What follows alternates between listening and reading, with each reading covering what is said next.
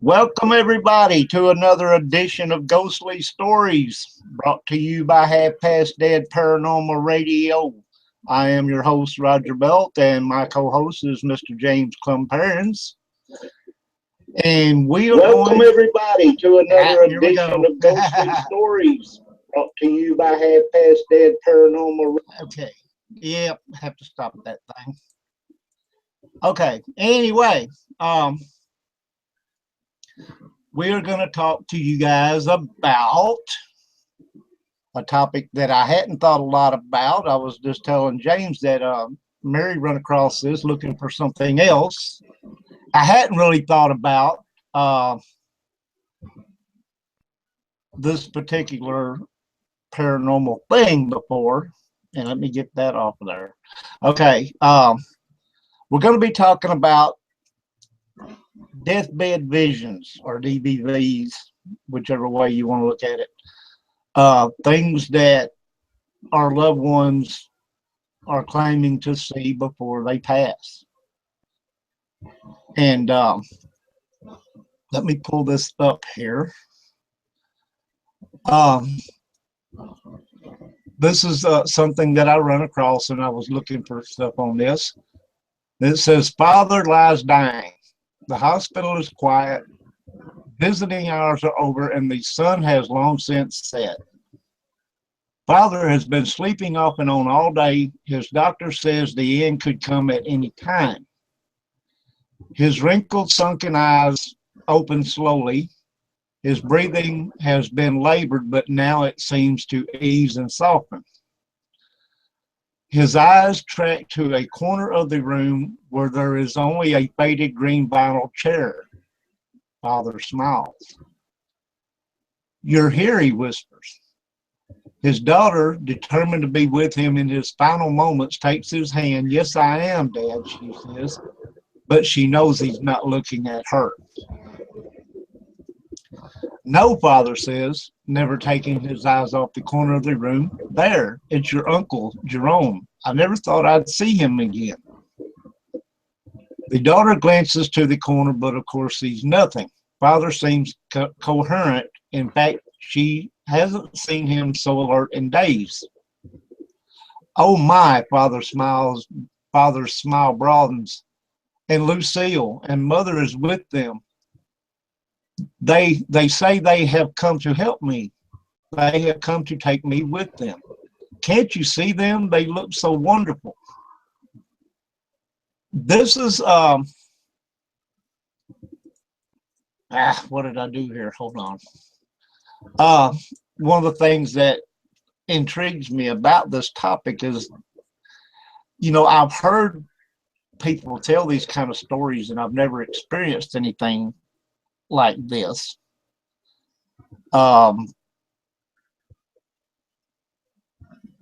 If there's anybody listening in that's had an experience with someone, a family member passing, that's had an experience like this, please feel free to come on and join us and tell us about it. I'd love to hear about it.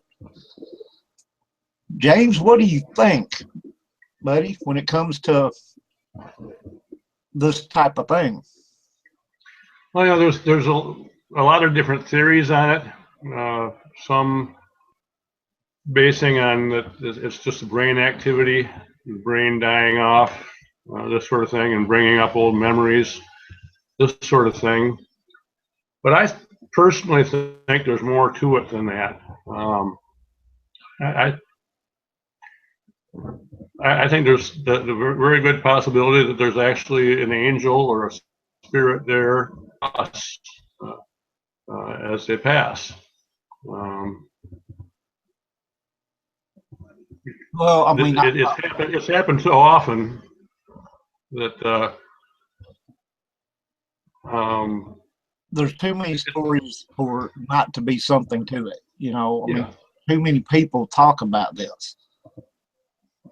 And I was telling you about when my mother was here before she passed, her saying, that my grandfather had come in and sat on the foot of her bed. He didn't say anything, but he came in, and I guess to let her know that he was there waiting for her when she passed. So I guess it could be a quiet thing and they just see them, or maybe, you know, they actually talk to the ones who are passing. Who knows? I've never experienced anything like this. So this is why I thought this was a really interesting topic. And I was hoping that, you know, there was someone out there who has been in a situation where they've had a loved one pass that said something about talking to, or actually was talking to somebody that they personally didn't see, but that their loved one was seeing, you know. Okay, getting back in here now.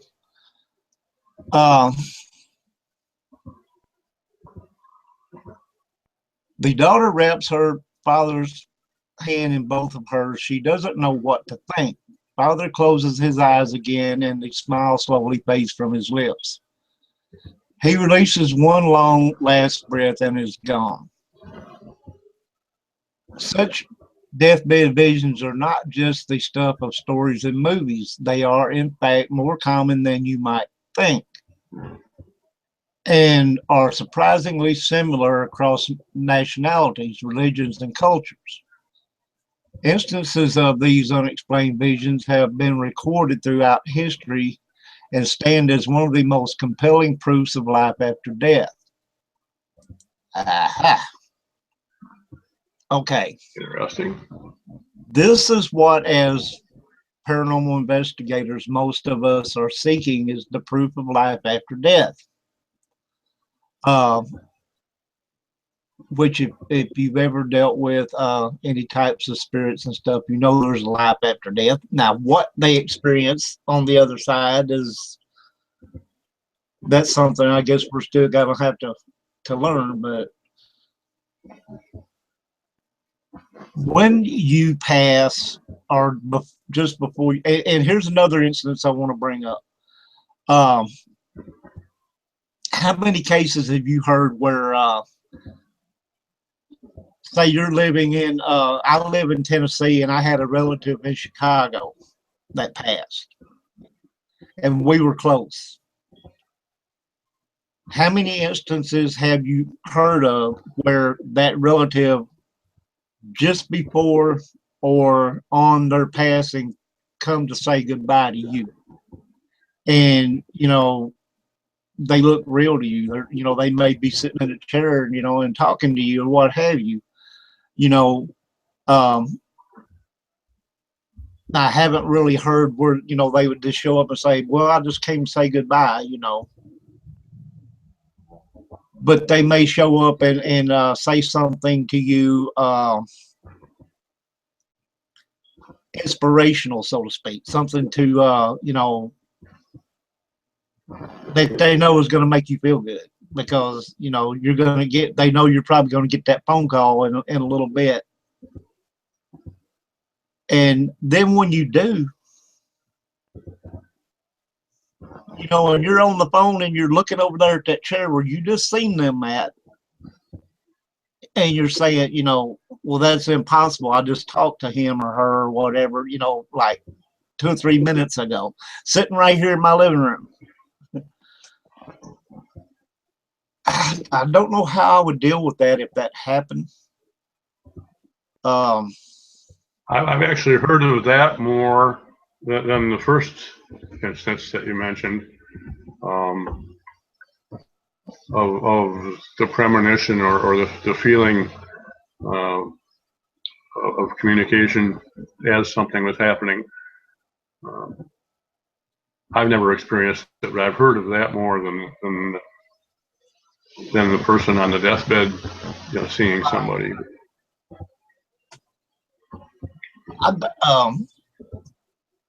When my mother passed, I was in the actual ICU room. I watched her take her last breath, and that was one of the hardest things I've ever had to do in my life. Upon that happening, I had to get out of that room. I couldn't stay in there. And, you know, there was my son and some other family members were in there. And my brother and my nephew had went out to the front, you know, because, you know, they went out there to the truck where they could smoke and what have you. And I went out there, and it had been raining all day.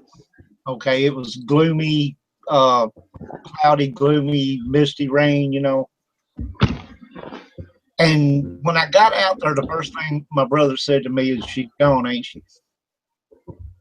And I said, "Yeah, how'd you know?" He said, "Well," he said, "I just watched the sky open up, and an opening, not real big, but like an opening. You saw blue sky and everything, and it was all raining and cloudy and misty all around it, but just this one little opening of blue sky." He said that's when she went up.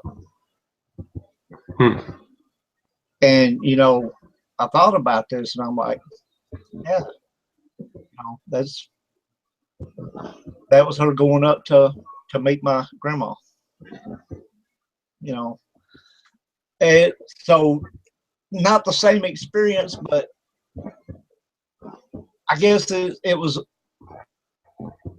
her way of letting us know, hey, I'm going up to meet my mother.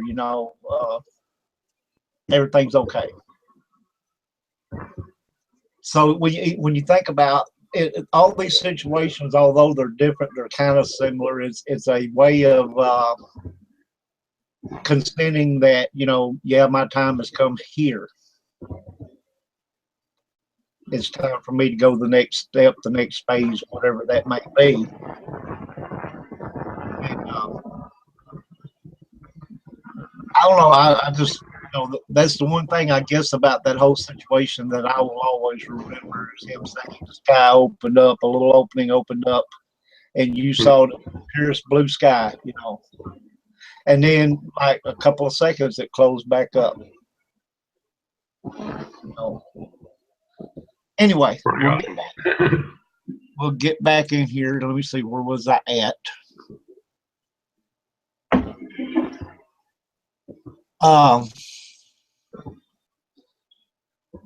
Anecdotes of deathbed visions have appeared in literature and biographies throughout the ages, but it wasn't until the 20th century that the subject received scientific study. One of the first to examine the subject seriously was Sir William Barrett, a professor of physics at the Royal College of Science in Dublin. In 1926, he published a summation of his findings in a book titled Deathbed Vision.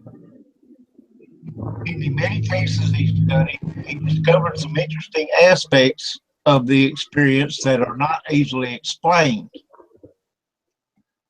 It was not uncommon for the dying people who saw these visions to identify friends and relatives who they thought were still living. But in each case, according to Barrett, it was later discovered that these people actually were dead. Remember, communications then wasn't what it is today, and it might take weeks or even months to learn that a friend or loved one had died. As it is most often depicted in art and literature with large white wings. Where am I? Okay, I missed something here. Okay, Barrett found it curious that children quite often express surprise that the angels they saw in their dying moments did not have wings. If the deathbed vision is just a hallucination, wouldn't a child see an angel?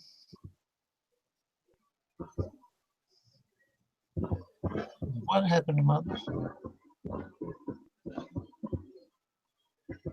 Seeing, as it is most often depicted in art and literature with large white wings.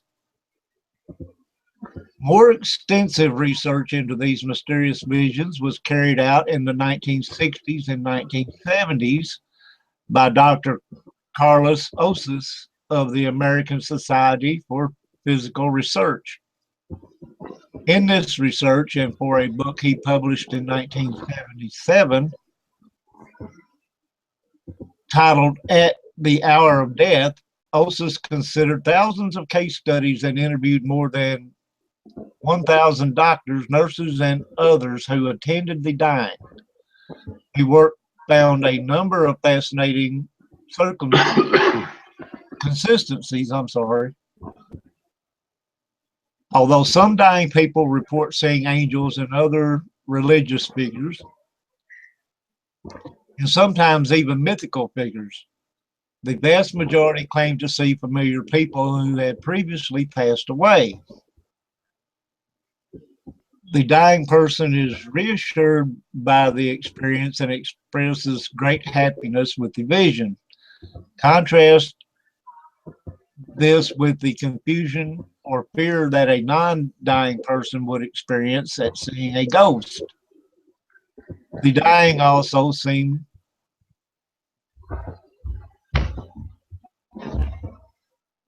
quite willing to go with these apparitions.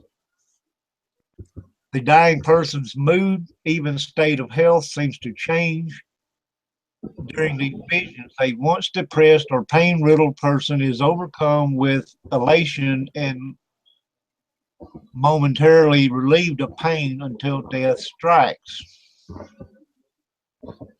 These experiences do not seem to be hallucinating or to be in an altered state of consciousness. Rather, they appear to be quite aware of their real surroundings and conditions.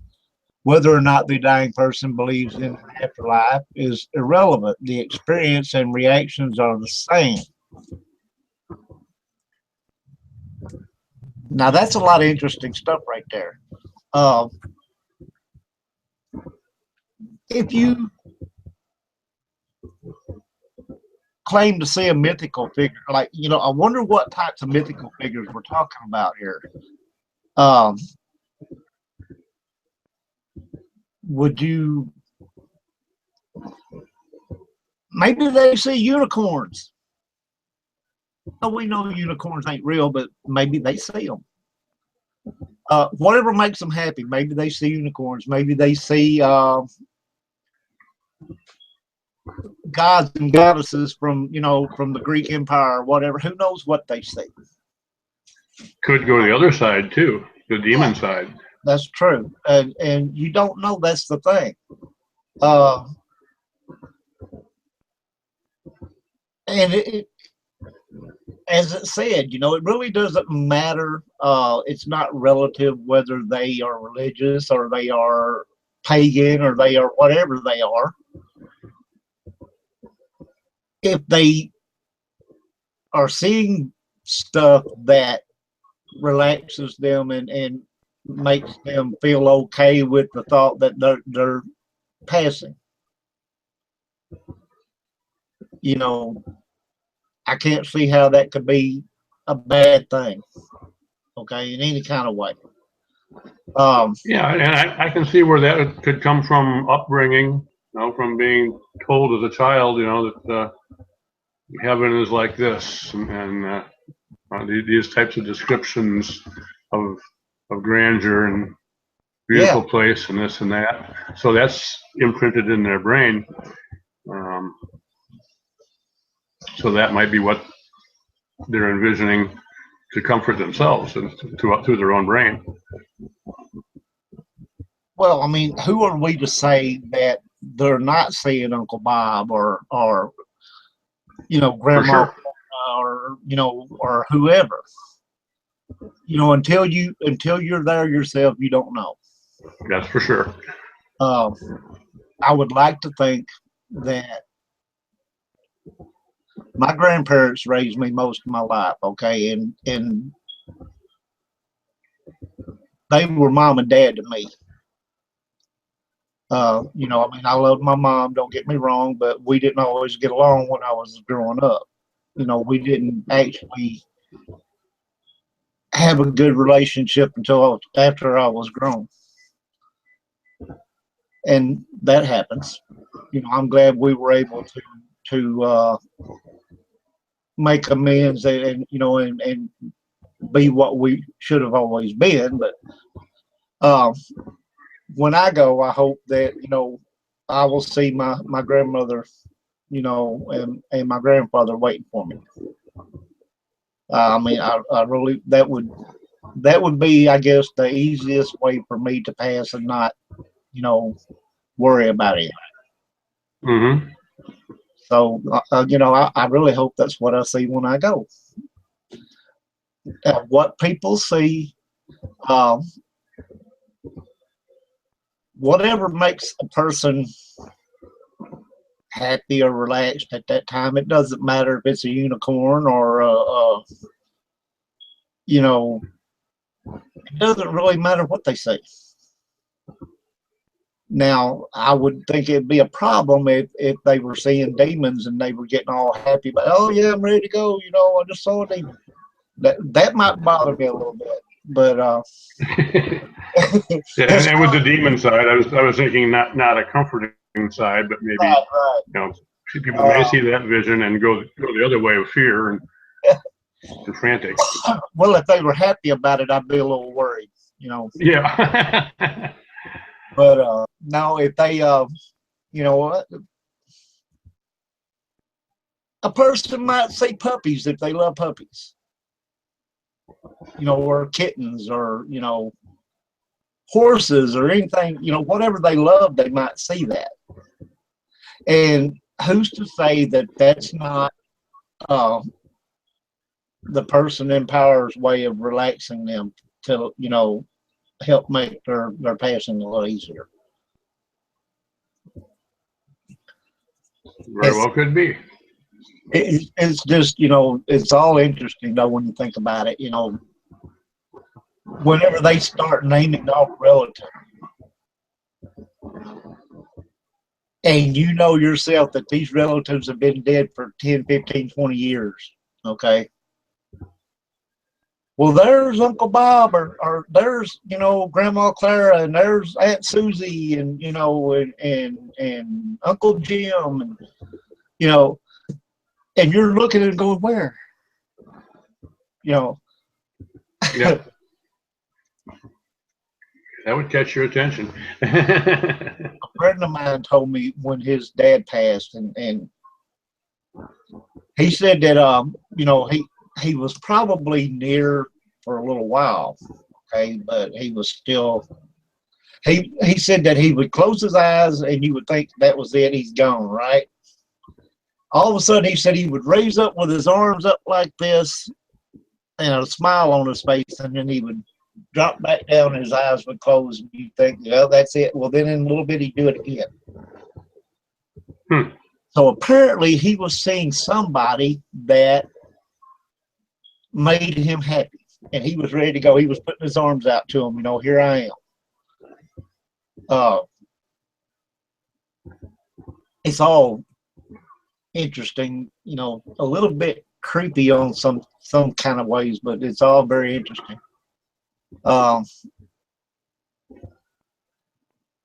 It's creepy, I guess, because, you know, we can sit here and talk about it, but, you know, we don't see what they're seeing. So if they don't say it's Uncle Bob or Aunt Susie or whoever, they may, you know, look up and be smiling and looking over in a corner and everything, but you don't know what in the world they're looking at. Mm-hmm. And you would hope that it would be interesting to know. Yeah, you would hope it's Uncle Bob or Aunt Susie or something, you know, but yeah, you really don't know what they're looking at. What you know, what comes to mind to you when you think about, you know,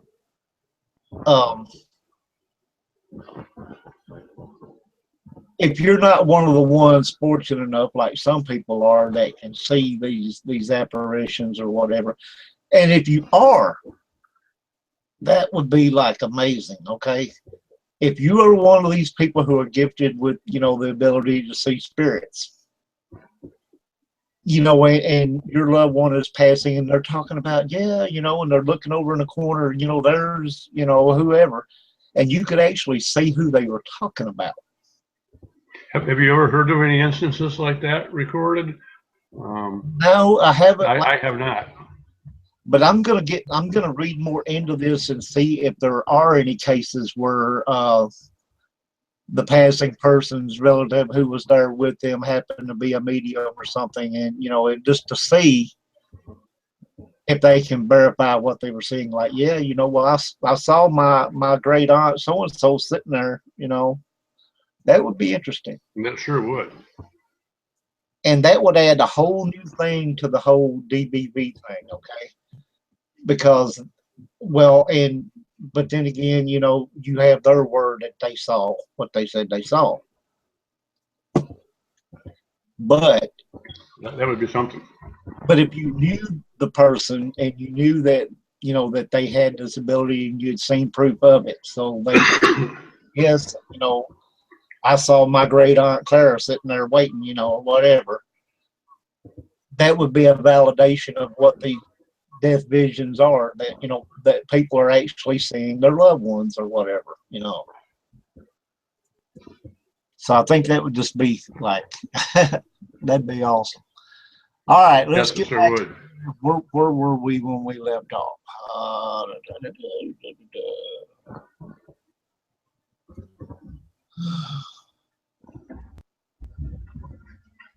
Okay, I think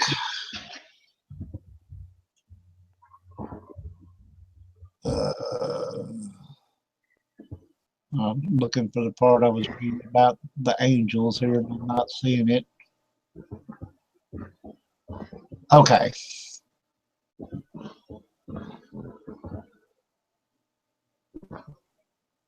That's where I think. Okay, here's where I was. Okay, awesome. Fact or fantasy? How many people have deathbed visions? This is unknown since only about 10% of dying people are conscious shortly before their death. But of this 10%, it is estimated between 50 and 60% of them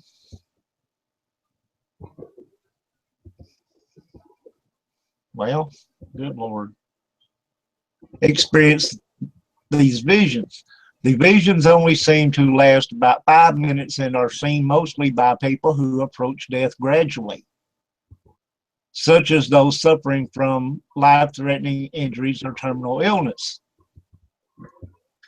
So what are deathbed visions? How can they be explained?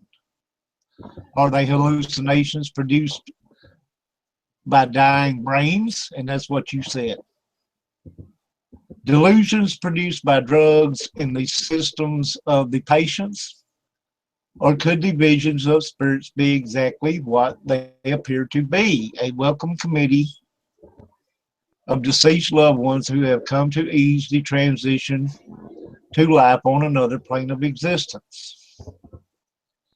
Could they be creations of the dying brain, a kind of self-induced sedative to ease the dying process?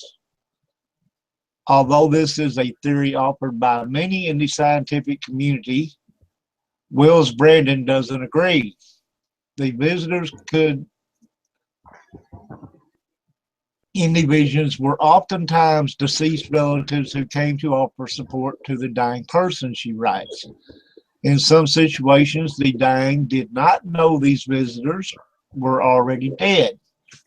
In other words, why would the dying brain only produce visions of people who are dead, whether the dying person knew they were dead or not? Now, that's an interesting question. Yes, it is. Kind of put some validity on the spirit side. Exactly. And what about the effects of medication? Many of the individuals who have these visions are not on medications and are very coherent, writes Willis Brandon. Those who are on medications also report these visions, but the visions are similar to those who are not on medication. Okay. Best evidence. Okay, go ahead. You got something to say? The medication side of it, I don't see that as being the valid thing, because there wouldn't be just that type of hallucination. There would be all different types of hallucinations, I would think. Like you said, puppies or horses or whatever, not necessarily already past friends or relatives. Basically, what they're saying is that in most of these cases, um, the dying person does not know whether the person they are seeing is dead or not. And they don't know whether they are or not, but they're seeing them.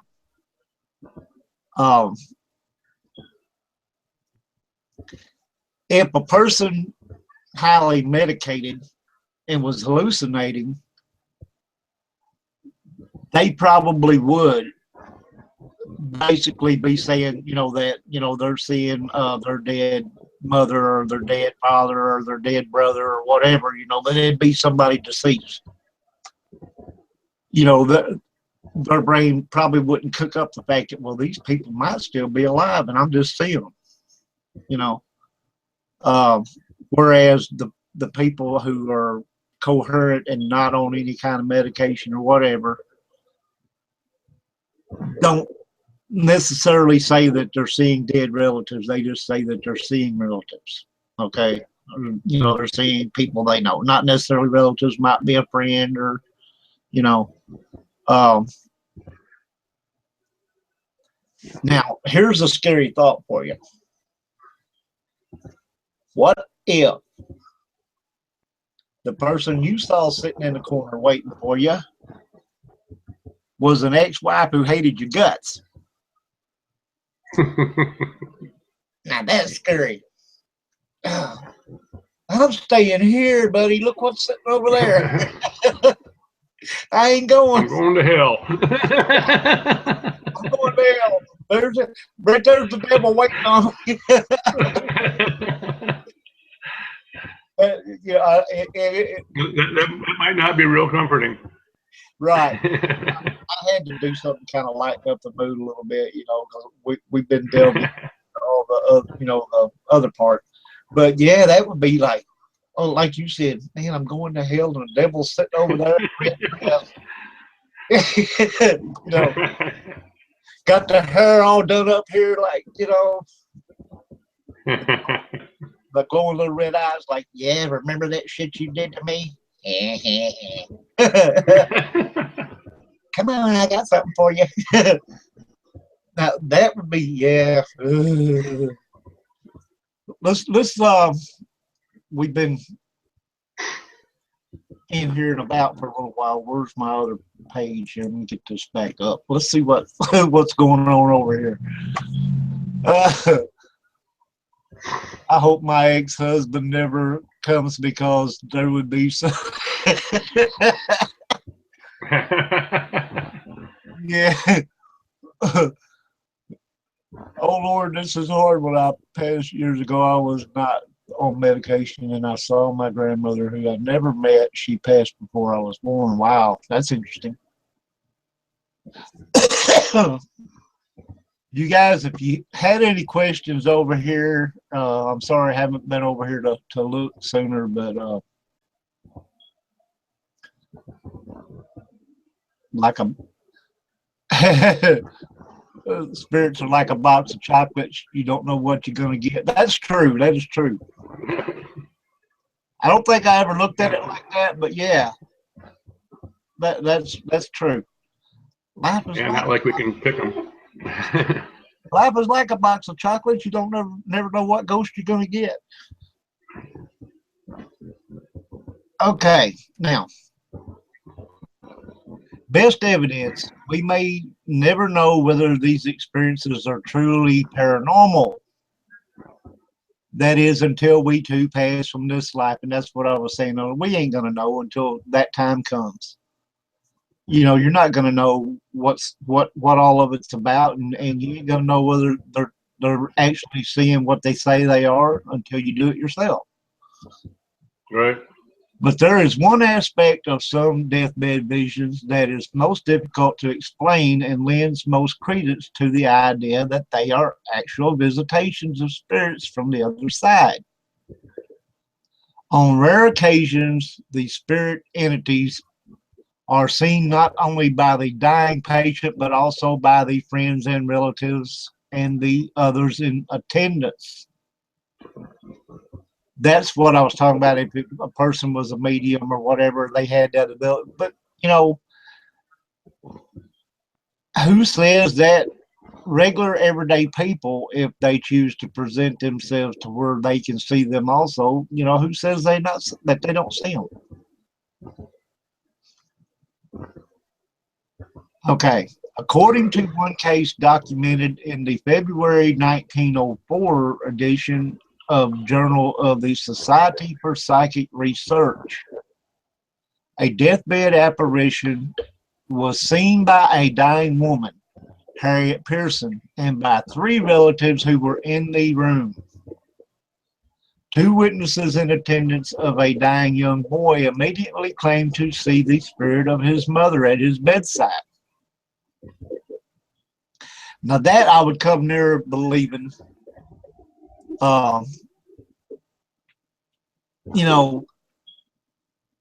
If you were a child and you were passing on and everything, and say your mother, or not even necessarily you were a child, but if your mother has passed on and you were dying and everything, who is the person you would most expect to see at your bedside that was on the other side? A mother's love never died. For sure. So yeah, I would, if I was dying, I would expect to see my mom there.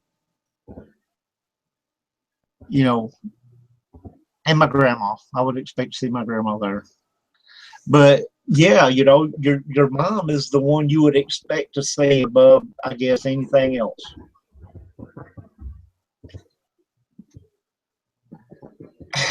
Man, it gives you a whole lot to think about. It really does, because it's just like some of the other stuff we've talked about in previous shows and everything. You're gonna walk away from this and still have questions. Oh yeah. Because you really don't know. I mean, now if I saw unicorns, if I was coherent, like we were talking about earlier, and I saw unicorns, I'd think, yeah, boy, they're pulling one on me. Yeah, they're playing with me. There you go. Here I lay here dying and everything, and they're joking with me. Now, I think of some religious experiences, some that people have that you hear about too, of people who see the Virgin Mary or they see Jesus before they pass, that sort of thing. And that's the most important person in their life. Yeah, and that's who comforts them and who they see. Right. And if you are let's just say if you're suffering and you're in a lot of pain, you're going to want, and if you're religious, okay, what's going to be going through your mind, Lord, take this pain away from me. Just come and take me and take this pain. So you might actually see Jesus, coming to take you. If you've been a real crap wad all your life, you may see your ex-wife coming to take you. Who knows? Or the devil, like you said, or somebody said earlier, something about horns and all this stuff. That might be what you see if you were a crap wad all your life and treated people bad. You were just you might expect to see the devil. Okay, you may actually. The dream I used to have when I was a kid about falling in the pit, and I never reached the bottom, thank goodness. But I remember looking down on my way down and seeing the devil down there in the whole red, with horns and a pitchfork. No kidding. Wow. Yeah, it was a dream I used to have when I was a kid, over and over and over again. Wow. Fortunately, I never hit bottom, so I didn't get a pitchfork up my. I do not have an anal probe sticking out of my ass. So, that didn't happen. Yeah. another story.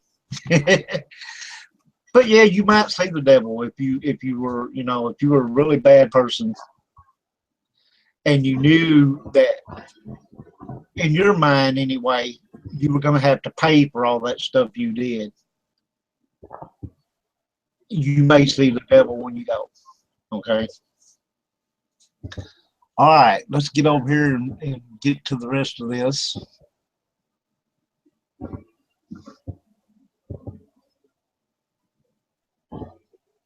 Okay, how the dying and their relatives benefit. Whether the deathbed vision phenomenon is real or not, the experience is very often beneficial for the people involved. In his book, Parting Visions, Melvin Morris writes that visions of a spiritual nature can empower dying patients, making them realize that they have something to share with others. Also, these visions dramatically lessen or completely remove the fear of dying in the patients and are enormously healing to the relatives. Carla Willis Brandon believes that deathbed visions can help change our overall attitude about death. Many people today fear their own death and have difficulty handling the passing of loved ones. She says if we can recognize that death is nothing to fear, perhaps we will be able to live life more fully. Knowing that death is not the end just might resolve some of our fear-based societal difficulties. I believe that's what that says. All right, what do I do? Now look, I think I just closed my other window. Now I can't get back to the chat room. Uh-oh. Yeah, what did I do there? All right, it's not going to let me open that back up.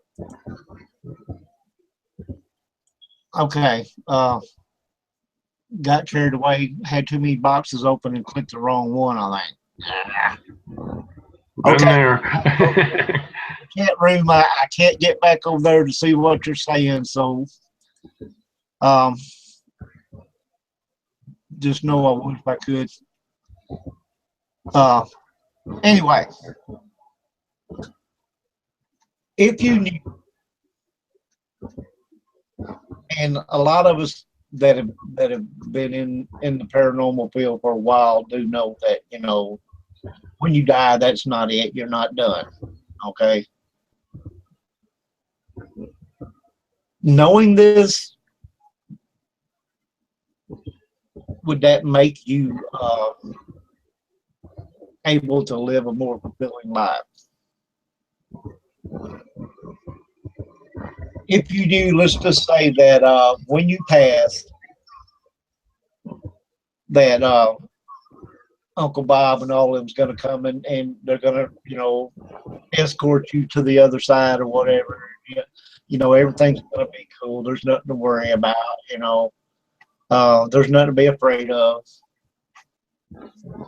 Would you live a more fulfilling life knowing that there's nothing to fear when you go? Seems like it might lead you to live a different type of life, knowing that what you do here may have something to do with what happens later. Yeah. Whereas if it just ends, then it's like, well, hey, when I'm done here, it doesn't matter what I do here. You know, so it may lead you in a different direction of the way you live your life here. Right. You know, and there's two ways to look at that, I guess, because one, if you knew that you were going to pay when you got to the other side for all the crap you're doing now and all this stuff, as you said, may make you want to change the thought of how you want to live the rest of your life. But then, if you found out, let's just say that you go over to the other side and you're just as much an asshole over there as you was over here, nothing's going to happen. You're just going to keep being an asshole. You might decide to live that kind of life because you know there's nothing going to happen. But now I don't believe that. I believe karma is one mean mama, and you're going to get yours one way or another. Oh yeah.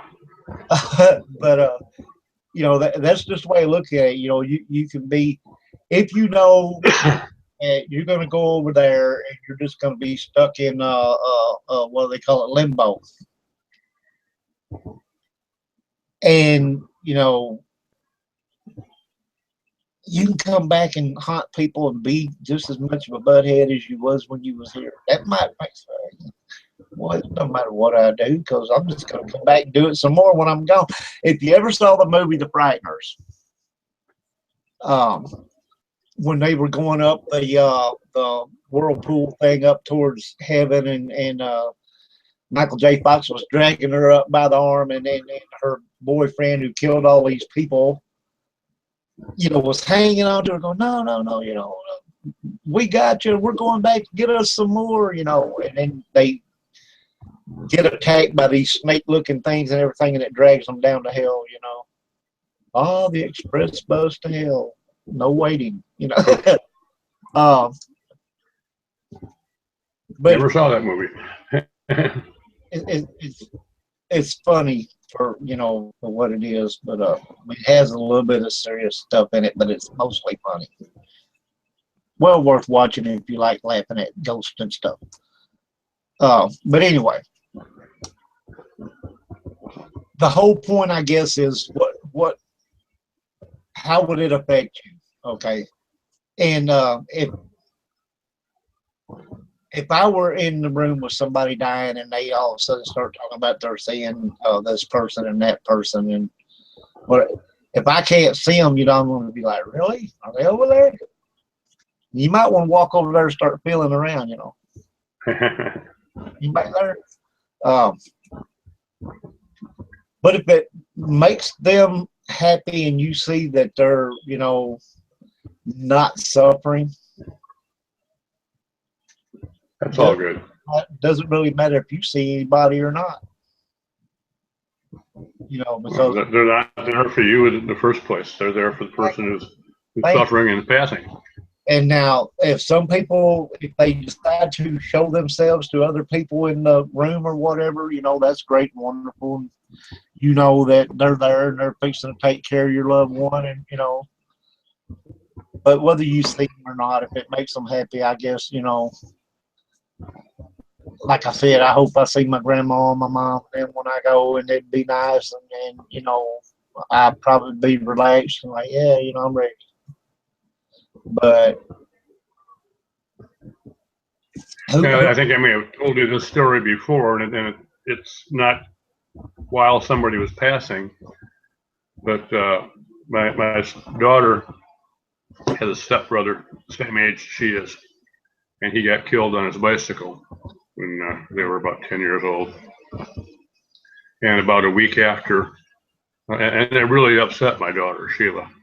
I mean, terribly upset her. They were just like two peas in a pod, best friends. And but she woke up one morning and came in and talked to us, you know, and said, I saw David last night. David visited me. He wanted me to let everybody know that he's in a good place. He's happy. He's okay. And that comforted her. So right, it's the same type of thing of getting comfort from the other side of somebody who's really upset and terrified about death and this and that. So exactly. you know, it's not the situation where she was dying, but somebody who was so close to her did and came and comforted her from the other sides. And I truly believe that happened. Well, you know as well as I do that children are more acceptable to see stuff like that. Mm-hmm. than most of the adults are, because they haven't reached that point where they have been brainwashed. Right. You reach a certain age and you have it preached down your throat that spirits aren't real, and you didn't see nothing, you didn't hear nothing, you just thought you did. Your imagination's playing tricks on you.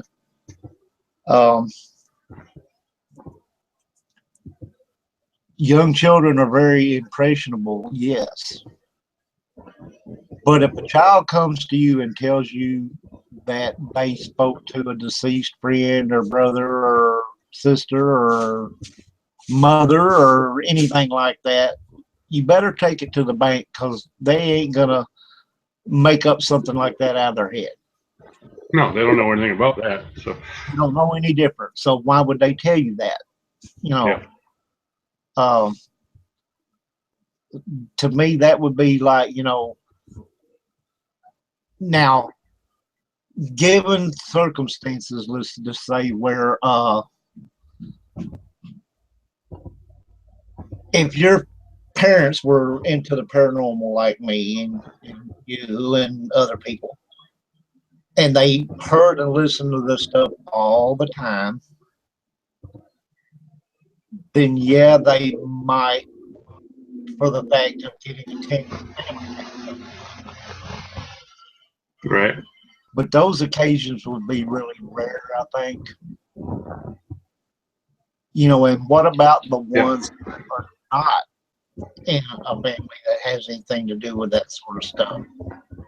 If they come in And that's the way our family was. I mean, we didn't talk about paranormal and ghosts and spirits and stuff all the time.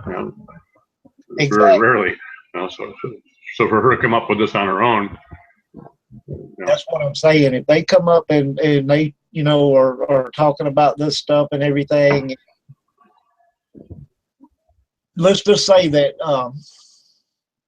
they don't watch horror movies. They don't watch, anything involving terrible stuff like that. Average kid who grows up watching Nickelodeon and Mickey Mouse and all this kind of stuff. If they come up to you telling you something like this, you better believe it, because it didn't come out thin air. I really do believe that. If you have a child who has not ever been afflicted with horror movies or anything like that, and don't know, they're not going to make this stuff up. Yeah. They're just telling you what they saw. Exactly. It's the same thing as the people back in the prehistoric times who drew spaceships on cave walls. They drew on what they saw.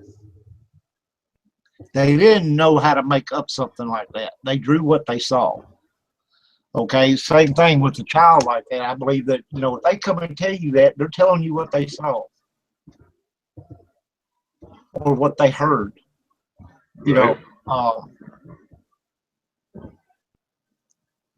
That's interesting when you think about all that too.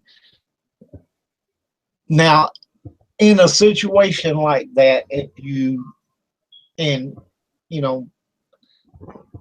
I don't wish this on anybody, but if you had a child who was dying and they were staring off at the corner over there and all happy and giggles and talking, carrying on a conversation with somebody you couldn't see, you pretty much better figure that they're seeing somebody, they're talking to somebody. Because they're not going to, especially in a situation like that, they're not going to make it up. Yeah. So, in my opinion, that would be your best case study scenario for validation of the deathbed vision right there. That makes sense. Because they're not going to dream that up. They're not going to make that up. If they see their mother or brother or somebody that's passed and they're talking to them and they're smiling, and everything, and they're all good, yeah, they're seeing who they're talking to. So, you guys in the chat room, I apologize. I accidentally closed that window and I can't get back to it, so I can't see what you're saying. If you had any questions, I can't get over there to see what they are, and I apologize. I had too many windows open here, and they were all covering each other up. I didn't know which button I was clicking. I've done that before myself. Roger, we're about closing time here, but I just want to thank you for having me aboard again. Really interesting conversation tonight. Lots of food for thought. And you know, I love your thoughts and ideas on this stuff. It's hard to, and this is why I appreciate, you know, like you and Gabe and people that come and help me do these, because it's really hard to express this kind of stuff without somebody to bounce your ideas back and forth from. You know what I'm saying? Sure. You have to pretty much have somebody that can add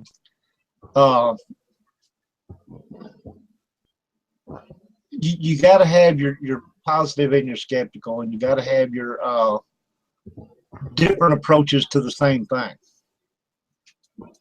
You know, where you may see it one way, I may see it another, but it's still, you know, expressing that topic and getting the information out. And I hope everybody over there enjoyed the show.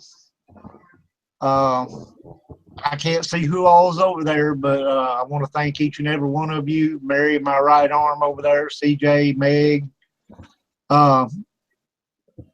Xmas Ghost over there. He's still over there. Davey, appreciate all you guys, everybody that wasn't chatting but maybe watching and listening. Thanks so much for coming. James, thank you, sir, for coming and helping me out one more time. And we will do this next Friday. Well, maybe not next Friday. I will be in the hospital. In case I didn't, I think I might have mentioned this on a previous show, but if I didn't, on the 31st, I go in for surgery, and I will be in the hospital a few days, and I will not be doing any shows the first week of April, and we'll see what happens after that. But just heads up for everybody. And best wishes to you. I'm sorry? Said best wishes to you. Hope everything goes quick recovery. And you get back to us soon. Well, they told me I'll be walking when I leave, so that's a good thing. Because I'm having a bypass from my right leg to my left. The left one is completely blocked, the main artery, and they're going to go and bypass all that and try to give me back my left leg again. So that'll be an awesome thing. Once I hope it works out. I'll be doing jumping jacks and all this stuff. You know. Maybe not, but I'll be in better shape, I hope. Well, let's hope it works out that way. Thank you, sir. Monday, I may and may not yet. I haven't decided whether I'm going to go ahead and do something on Monday night. But if I do, I've still got a couple of days here to let everybody know. So bear with me, and we'll see what happens. James, thank you, sir. Thanks, everybody. Good night now. Good night. Thank you.